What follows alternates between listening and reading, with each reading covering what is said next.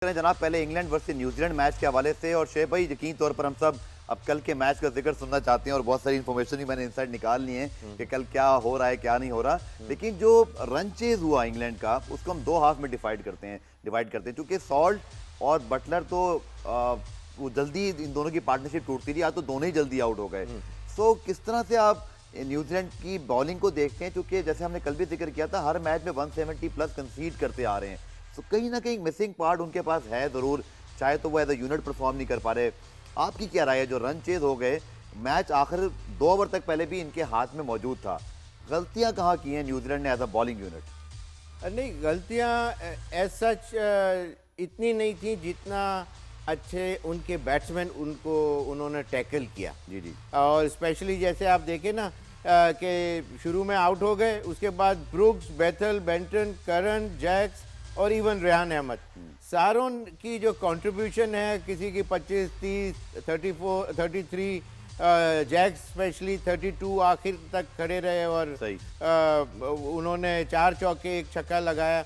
और फिर रेहान अहमद का ब्लेसिंग इन डिस्गाइज, जो कैमियो इनिंग्स उन्होंने खेली, वो मतलब एक्सपेक्ट नहीं कर रहे थे, ना न्यूजीलैंड एक्सपेक्ट कर रहा था, इसलिए कि नए प्लेयर हैं, और ना हम एक्सपेक्ट कर रहे थे। हम तो ये समझे थे मैच निकल गया। बिल्कुल, उसके आने के ऊपर वो शायद स्ट्रगल कर रहा होता। उसने तो छक्का भी मारा आते के साथ ही, और फिर रिवर्स स्वीप पे भी चौका मार दिया। तो वो they were absolutely baffled, they had no answer to the English batting lineup, और वहाँ वो बिल्कुल मतलब बेबस नजर आए।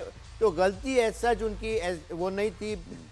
फिलिप्स बॉलिंग में इतना बुरा नहीं किया हुआ था, उन्होंने 20-22 रन ही दिए हुए थे, बहुत महंगा पड़ गया, लेकिन अब वो एक्सपेक्टेड नहीं था। और वहाँ कुछ उनकी फील्डिंग भी थोड़ी सी लो नजर आई, इतना स्टैंडर्ड हाई नहीं था, इसलिए कि फिलिप्स खुद बॉलिंग कर रहा था।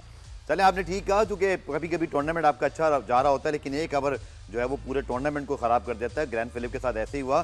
जुल्करनैन शेख हमारे नुमाइंदे जो इस वक्त मौजूद हैं श्रीलंका में, वर्ल्ड कप कवर कर रहे हैं, बहुत शुक्रिया ज्वाइन करने के लिए। पाले किले में सर कल मैच है, और जो इन्फॉर्मेशन मेरे पास है जुल्करनैन, उसके मुताबिक ये वही मैच है, पिच होगी जहाँ पर इंग्लैंड पाकिस्तान का मैच हुआ था, जहाँ पर हमें वो मैच बहरहाल जीतना चाहिए था।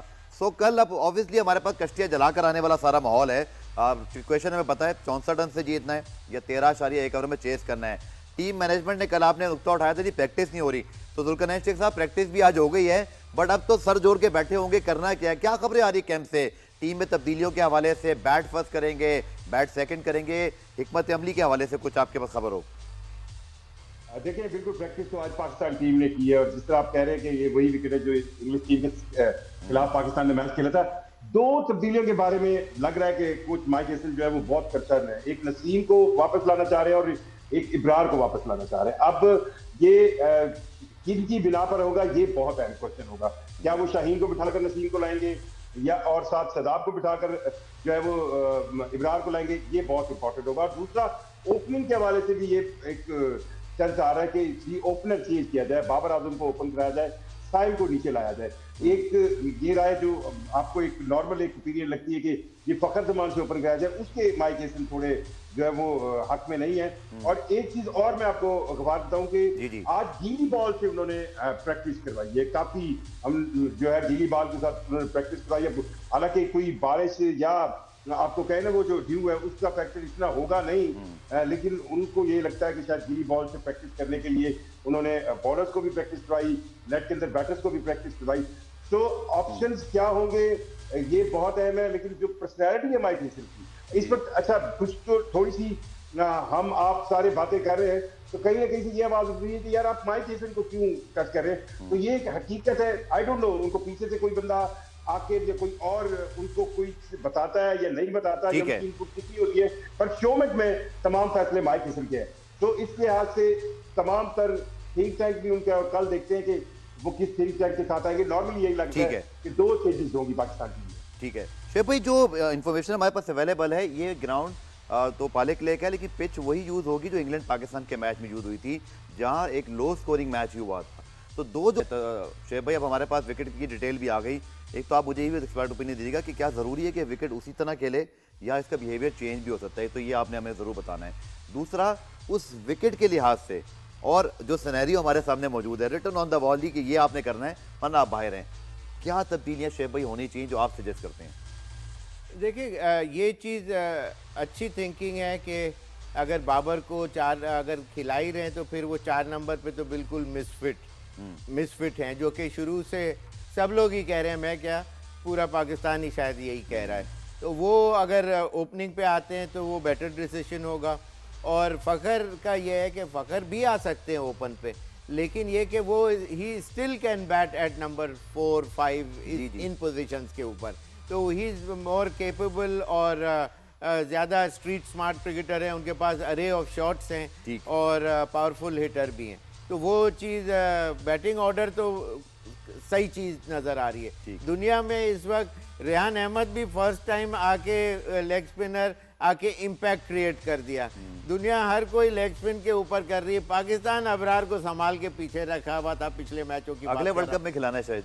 तो मतलब जब गलतियां इस पोजीशन में क्यों आए इंसान के, कितनी मुश्किलात हैं। 13 ओवर के अंदर पूरा स्कोर करें या 64 रन का डेफिसिट हो। मतलब एक हमारे पास रे ऑफ होप तो आई, ये भी आपने भी ये वर्ड यूज किया, बट क्या प्रैक्टिकली अब मैं लोग खुश तो हो रहे हैं, लेकिन मैं आपसे जानना चाहता हूँ 13.1 ओवर में अब श्रीलंका देखे बहुत बुरा भी खेले, 150 तो करेगा ना, बहुत ही कोई स्पेक्टेकुलर क्लैप्स हो तो चले 130-40, जो कि अभी तक इस वर्ल्ड कप में हमने देखा नहीं है। 140-150 तो बन ही रहा है। या हम अपनी बैटिंग पे प्रेशर डालें कि जी आप हमें कोई लगभग 215-20 तो करके देना कि हम 150 पे आउट करें तो हम 64 रन से जीतते हैं। अब हमारे लिए बेस्ट क्या है क्रिकेटिंग वाइज या हमारी कैपेसिटी को देखते हुए हमें क्या सूट करता है? तो मतलब आपके ख्याल में शेख भाई कि हम रन चेस पे जाएं या हम बैट फर्स्ट पे जाएं? देखिए ये ज़्यादा डिपेंड करेगा पिच की कंडीशन देख के। अगर फास्ट विकेट है तो उनके सीमर्स भी वुड कम इनटू प्ले। हम सीम बॉलिंग को इतना अच्छा नहीं खेलते हैं, वेयर एज उनके बैट्समैन फिर भी रीजनेबली सीम के अगेंस्ट इतने वनरेबल नज़र नहीं आते जैसे हमारा वो है। तो ऑल सेड एंड डन, ये अगर पहले बारी आती है तो they need to score somewhere around 200 mark का, ये है 205 या 195 का ऐसा टोटल कम से कम होना चाहिए। लेकिन जब पाकिस्तान इतना करेगा, जो इंग्लैंड पाकिस्तान की पिच थी जहां हमने 166 किया, और अगर हैरी ब्रूक इतना आउट ऑफ स्किन और once in a blue outstanding inning ना खेलते तो बहुत मुश्किल था। इस विकेट पर भाई अगर मैं सवाल को दूसरे एंगल से लेकर आऊं, अगर ये उसी तरह की स्लो विकेट है जहां बहुत रन नहीं बनने, ऐसा ना हो कि आप तेज खेलने के चक्कर में खुद ही क्लैप्स हो जाएं, तो फिर क्या बेहतर है? क्योंकि ये 200 वाली पिच मुझे तो लगती नहीं है सर। नहीं वो नहीं लगती, लेकिन जिस तरह अभी जुल्करनैन भाई ने बताया कि वो गीले बॉल से पिच के ऊपर प्रैक्टिस आज उन्होंने की, तो क्यों की? कोई रीज़न होगा ना। तो मैंने इसीलिए उस चीज़ को कवर करते हुए बात कही कि शायद वो थोड़ा सा इतना स्लो विकेट ना रखें, इसलिए कि वहाँ की कंडीशन है और आईसीसी के वैसे तो ग्राउंड्समैन होते हैं, बिल्कुल, लेकिन ये कि स्टिल वो खेल श्रीलंका में रहें तो वो अपनी स्ट्रेंथ डेफिनेटली देखते हुए उसकी कंडीशन में कहीं ना कहीं तो बीच में उनका इनपुट आएगा। बिल्कुल आपने ठीक कहा, और आईसीसी के अंडर रूल के मामला होते हैं तो हम एक्सपेक्ट ये करते हैं कि चाहे बेहतर पिच हो जाए, उससे बुरी अगर हुई तो तनकीद ज़रूर होगी। जुल्करनैन साहब 50वां मैच खेल रहे हैं, हमारे कप्तान Salman Ali Agha as a captain, और ये सिर्फ दूसरे हमारे कैप्टन बनेंगे बाबर आजम के बाद जिन्होंने 50 मैच कंप्लीट कर लिया। हालांकि कल की बात लगती है कि जब ये आए थे तो तनकीद हो रही थी भाई ये कप्तान बने क्यों हैं, और अभी तो ये है तो यूं है, लेकिन 50 मैच हो गए। अब हाइपोथेटिकल सिचुएशन मैं नहीं बनाना चाहता, लेकिन जुल्करनैन शेख साहब आप लाहौर में बेसिकली बेस्ड भी हैं, आपके पास सारी खबरें होती हैं, इस वक्त आप श्रीलंका में हैं। कल जो सूरत हाल बनेगी मुश्किल, या 50th मैच तो है सलमान अली आगा का, लेकिन बहुत सारी खबरें भी आ रही हैं कि ये हो जाएगा वो हो जाएगा, सो कुछ उसकी गुनसुन भी है आपके पास?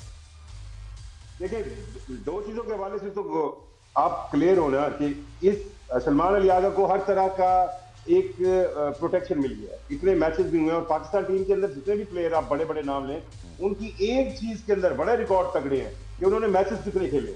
आप ये देखें ना कि हम टीम के अंदर चेज कितनी मुश्किल से करते हैं। आज अभी शेख भाई बात कर रहे थे रेहान अहमद की, आप देखिए ना कि एक बंदा डेब्यू पे उसको कैसा यूज किया गया, उसने क्या कमाल की बॉलिंग की है, उसको आखिरी ओवर दिया, उसने डिलीवर किया, वो बैटिंग पे आया, आपने man of the match Will Jacks को दे दिया। लेकिन आप ये देखें कि 2 छक्के जो रेहान अहमद ने लगाए हैं वो कितना बड़ा सही था। बिल्कुल, हमारा मसला ये है कि हम मतलब अब आप देखें पिछले मैचेस को देखें, सलमान ये आगा आपको लीड फ्रॉम द फ्रंट के लिए नजर आएंगे, पर वो उस तरह लीड कर पा नहीं गए, सिवाय इसके कि एक रोल जो उन्होंने लिया था, जो उन्होंने कहा कि मैं 3 दिन से प्रैक्टिस कर रहा था इंडिया के खिलाफ, जो उन्होंने पहला ओवर किया जिसमें उन्होंने अभिषेक की विकेट भी ले ली, लेकिन उसके अलावा वो बैटिंग में आगे लीड नहीं कर रहे। कप्तानी के साथ साथ अगर आप एज ए बैटर लीड करें, कोई अच्छी इनिंग्स 1-2 खेलें जिससे मैच विनिंग हो, तो आपका भी कॉन्फिडेंस बढ़ता है, टीम का बढ़ता है। और दूसरी चीज मैं आपको बताऊं, जो लोग ये सोच रहे हैं ना, अब मैं आपसे सवाल करता हूँ, मुझे नहीं याद आता कि पाकिस्तान ने T20 में आखिरी कोई मैच 13वें ओवर में जीता हो, चाहे जिम्बाब्वे के खिलाफ जीता हो, बांग्लादेश के खिलाफ जीता हो। हमारी इन्हीं के साथ सीरीज होती रही है ना, बांग्लादेश से खेल लिया, श्रीलंका से खेल लिया, बड़ी टीमों के साथ तो बहुत कम खेले।